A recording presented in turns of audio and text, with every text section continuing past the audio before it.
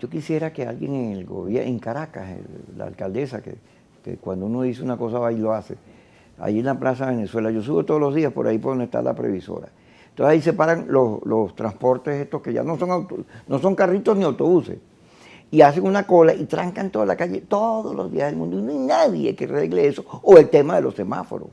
Uno pasa un semáforo pendiente que no vaya un motorizado. No lo vaya a llevar uno, no Dios quiera. Porque eso influye, todo eso influye. El irrespeto a las normas normales, legales, ciudadanas, todo eso influye en la institucionalidad. La teoría de la ventana rota, ¿tú te acuerdas, Luis Vicente? Era que si tú tirabas una piedra, rompías la ventana y la dejabas así, el edificio terminaba deteriorándose. Hay gente que no entiende que todas esas cosas son importantes, como tapar los huecos.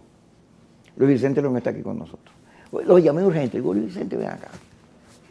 Estoy viendo unos giros en el país que me asombran porque ha aparecido un venezolano distinto al que había hace un año. Este venezolano es más racional que emotivo, mucho más racional. Y viendo los numeritos de varias encuestas, tú dices, ¿será esto verdad? Lo que estamos viendo. Comencemos por ahí.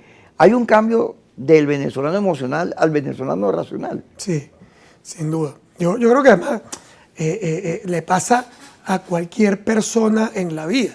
Es muy famoso cuando tú has sufrido, por ejemplo, un infarto y pasas digamos, ya a tu segunda etapa después del infarto, tú cambias tu percepción completa sobre tu vida, sobre las cosas que son importantes, sobre lo que tú quieres hacer, te cambia.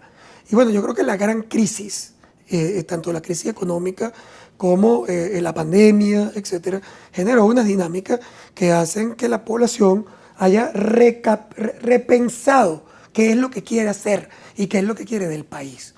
Uno de los elementos, digamos, más importantes, yo lo llamo la metamorfosis venezolana. El primero, más importante, es el cambio en el interés de la política hacia la economía. O sea, hay un cambio brutal. Muy realista. Claro, hace apenas, no sé, 3, 4 años, el gran interés, el foco, la búsqueda de noticias, por ejemplo, tanto por redes sociales como por medios de comunicación tradicionales, durante 25 años, la primera búsqueda siempre ha sido la búsqueda política. En nuestra encuesta del mes de abril de este año, por primera vez, la búsqueda política, de noticias políticas, pasó a la posición número 14. No es que pasó a la segunda, a la tercera, era la primera durante 25 años y pasó este año a la número 14. O sea, ¿qué te está diciendo? Que no te interesa. Eso no quiere decir que si tú le preguntas a un venezolano, no sepa, o si tú le preguntas, hey, ¿tú quieres cambios políticos? Sí. Casi 70%. Es decir, tú quisieras poder tener una elección transparente, competitiva, no sé qué. Sí. Es decir, todos esos elementos, cuando tú los exploras, están en la mente de la población. Pero no es hoy su interés principal. ¿Por qué? Bueno, porque ellos han perdido, la segunda gran metamorfosis, es que han perdido la esperanza, que es un tema fundamental en política. Perdieron la esperanza en que se puede producir un cambio en los próximos 12 a 24 meses. Ajá. Veo en las encuestas, en Data Analysis veo, fíjate, la esperanza que sembró Guaidó, que llegó a tener 70%. 61. 68.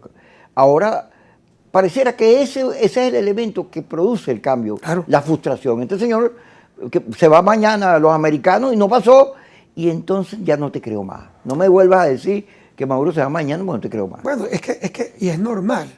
Es decir, tú generaste una expectativa de cambio muy enorme en el año 2019 que permitió que 61% de los venezolanos creyeran que la oposición institucional era capaz de provocar un cambio de gobierno en los próximos 12 meses.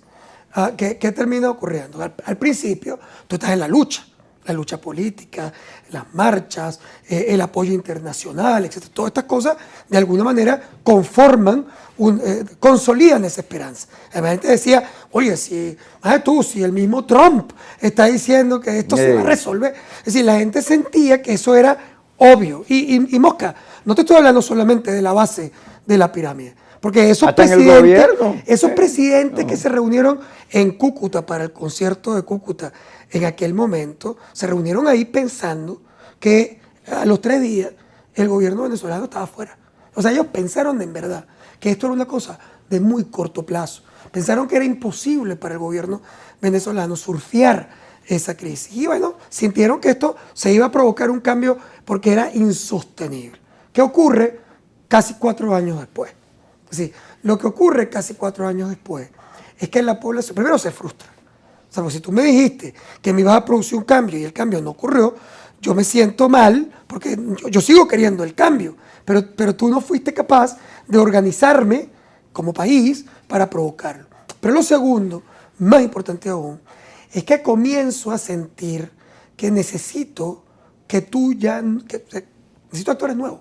Sí. Necesito... Ya no te creo. Claro, porque perdí. Y es natural. Si la gente te dice que es injusto, ¿Cómo está? porque han hecho grandes luchas y estos líderes han sido valientes. Y la respuesta a eso, desde el punto de vista político, es que tú le deberías poner una estatua. Tú le pones una estatua y lo retiras.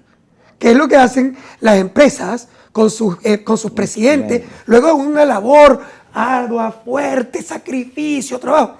Pero cuando ya el tipo, después de unos años, no te da para poder mantener, para lograr los objetivos que se plantea esa empresa, ¿qué haces? Lo retiras, le haces una fiesta de retiro, le pones una foto en la sala principal. Sí, pero te buscas un chamo nuevo o te buscas un tipo sensacional que te robaste de otra empresa para poder conducir la nueva estrategia y sobre todo reconectar la gente contigo.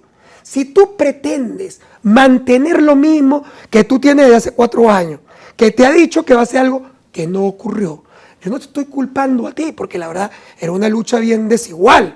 Es decir, la verdad es que ya hace 4 años, la mayoría de la gente que hace análisis más sofisticado sabía que esto no iba a pasar en el corto plazo. Pero fíjate, ve, eso es que vamos a hacerle una estatua a este que lucha mucho, pero que no me dio lo que yo quería.